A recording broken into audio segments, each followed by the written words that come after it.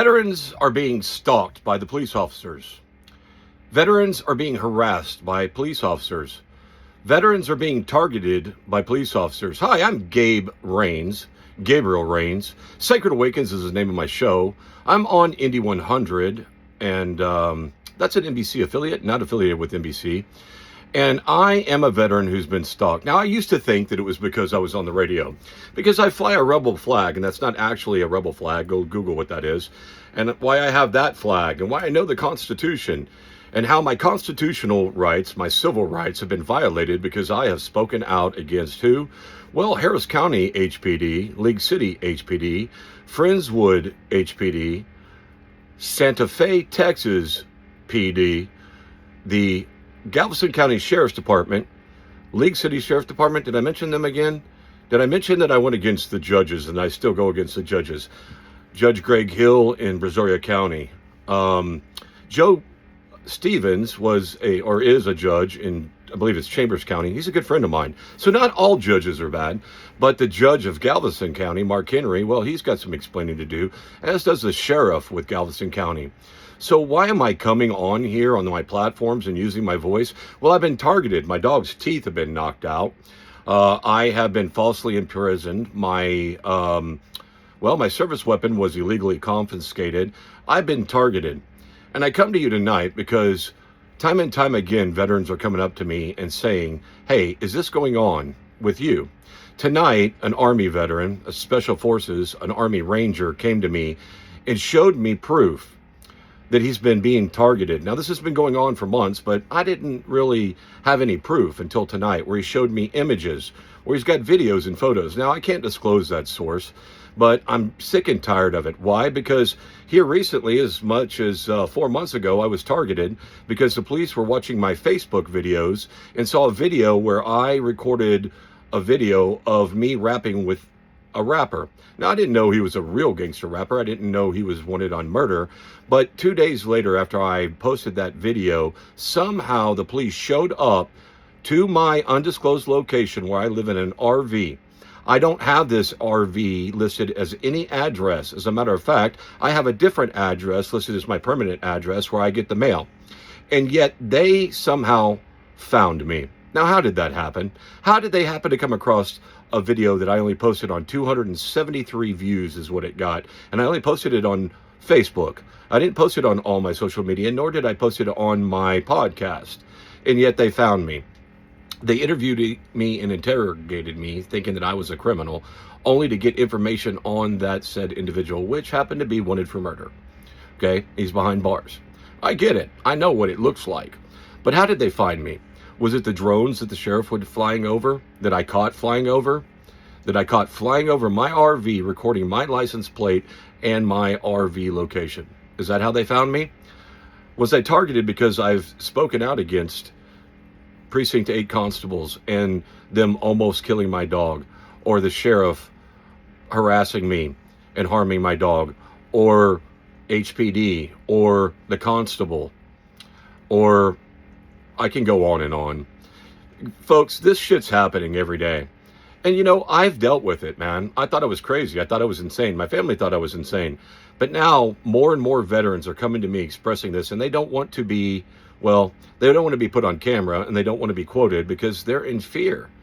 They can't understand why, after we served this country, after we fought for this country, we are being targeted. Now, let me tell you something. I own no weapons. I sold all my weapons to prove a point. I'm the weapon. My voice is my weapon. I don't condone violence. I never have. I don't condone killing. I don't condone murder. You see, that's what I found out, is that in the military, that's what we are ordered to do, and I wouldn't do that, and so I was discharged from the military. I ended my career. My father was a Marine. My grandfather was a Marine. My other grandfather was a Marine. My other grandfather was a Marine. My other grandfather was Army. My godfather was Army. My stepbrother went on to fly AWACS in the Navy and went to Top Gun. It's in my blood. It's in my lineage to serve this country. But why? At what cost? When I got out, I was meant to look crazy. My dad was meant to look crazy. My dad just recently passed away and went to his grave, basically homeless. He was living in a shanty, a shack, and yet he was targeted, and he died with this country hating him.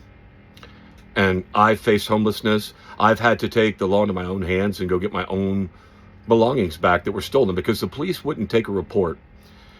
Not on the illegal fireworks, not on the illegal guns being shot, not on the two individuals that pulled guns on me, or the one that pulled a pipe wrench on me, or the one that pulled a gun while the other one released his dog on me and tried to end me with a machete.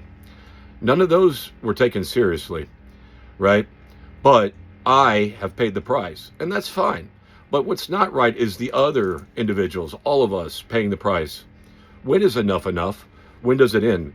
That's why you don't see veterans standing up right now against ICE or the government or anything else, because we've been there, we've done that. We realize that it's pointless. It's pointless to try to serve a country, to be a veteran in the country, when you're the only one that knows the Constitution. We, the people of the United States of America, in order to form a more perfect union. Right, that's the preamble to the Constitution. And then there's the amendments that go after that, which most civilians don't know. They certainly don't understand. And out of the, I don't know, some 90 cops that I've had the displeasure of meeting over the past 5 years, not one of them could recite the Constitution. Not one of them could tell me one amendment in whole. Not the Second Amendment, not the Fourth Amendment, right? So I'm a member of the press and the media, and I don't have to disclose sources, but yet they've tried to get me to do that.